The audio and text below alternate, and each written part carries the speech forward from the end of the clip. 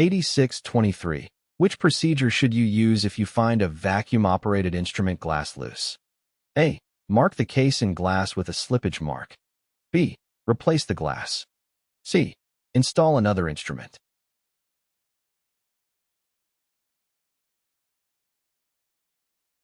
The correct answer is C. If the glass of an aircraft instrument is found to be loose, it is necessary to remove the instrument from the aircraft and have the glass resealed by an instrument repair shop. According to regulations, mechanics are not authorized to perform major or minor repairs on aircraft instruments. 8624. Which instruments are connected to an aircraft's pitot-static system? A. Cabin altimeter and cabin rate of change indicator. B. Vertical speed indicator and altimeter. C. Vertical speed indicator, altimeter, and airspeed indicator.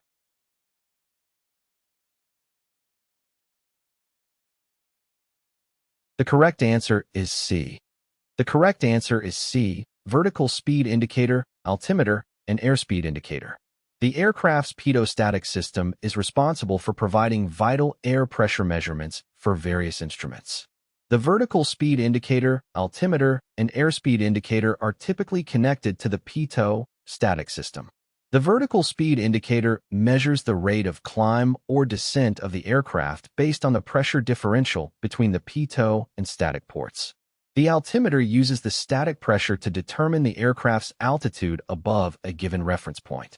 The airspeed indicator utilizes both the pitot and static pressures to measure the speed of the aircraft through the air.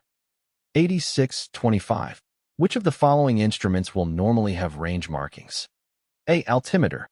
B. Cylinder head temperature gauge and airspeed indicator. C. Altimeter and airspeed indicator.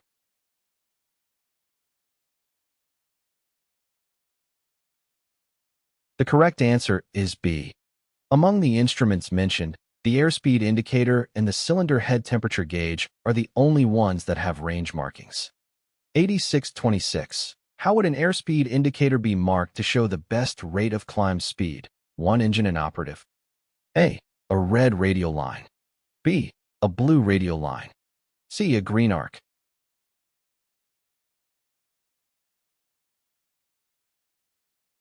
The correct answer is B.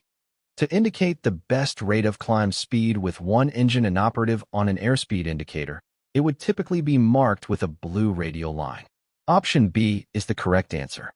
The blue radial line indicates the single-engine best rate of climb speed, which is the airspeed that provides the maximum rate of climb in the event of an engine failure. 8627. The green arc on an aircraft temperature gauge indicates A. The instrument is not calibrated. B. The desirable temperature range. C. A slow, unsafe temperature range.